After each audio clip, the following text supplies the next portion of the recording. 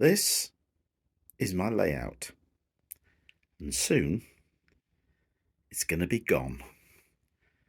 I think it's time for a major rethink. Welcome to Trevor's Trains. So you may ask yourself, why on earth would I want to develop a layout, build a layout, and then think about ripping the whole thing up? Right, there is method in my madness. Just about. Let me explain. I got into the hobby through watching the Hornby TV program and seeing about TT, and I got very excited about it. And I love the idea of having a model railway. Love it. It's brilliant. It's what I want to do. But come with me. I've got so far 2 DCC ready trains. I've got the Trigo, and I've got the A4 Falcon, and I love them. They've been sent off to TMC with Peachy, putting in a stay alive, and they run a lot better than they did before. But I'm working on a budget,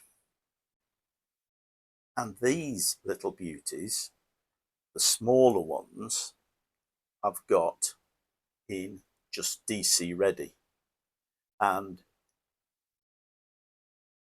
they are lovely.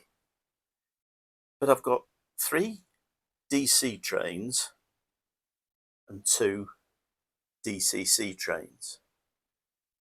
And as working on a budget, I can't necessarily want to afford to have them all upgraded, put in extra decoders and stay alives and all the rest. I just want to be able to afford a train and just run it. So this is what my idea is. So what I'm thinking is to take up all of this,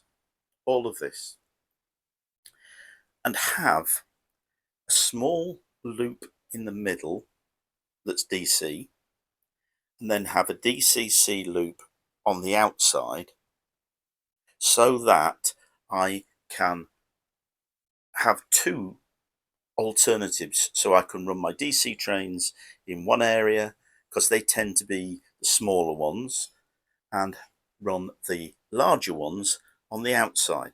Now, I know that they're not supposed to mix, so I may have a crossover between them and have a place where one goes over and what have you.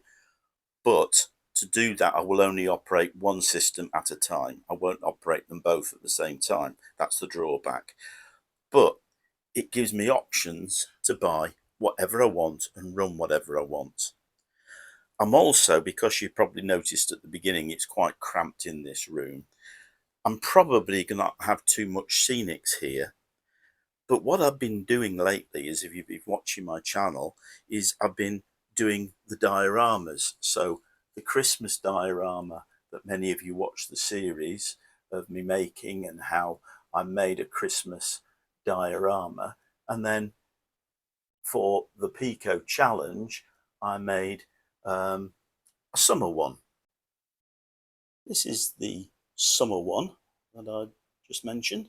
So I made a station and called the whole thing. In fact, I make all my little things called Tiddyton. And then I've got a farm scene over here with the barn and the cows and the tractor and so on. And I've enjoyed making these scenes. So if I carry on making scenic things, I can just have a big table here with my 2 loops, with my DC, my DCC running around, and I can just run trains, but get out my scenic side doing dioramas. That's my thought process, because one of the parts of the hobby I like doing the most is scratch building. I love doing the scratch building. As you can see, all my buildings are scratch built. So that's something I enjoy doing. And I'm not going to throw all these things away.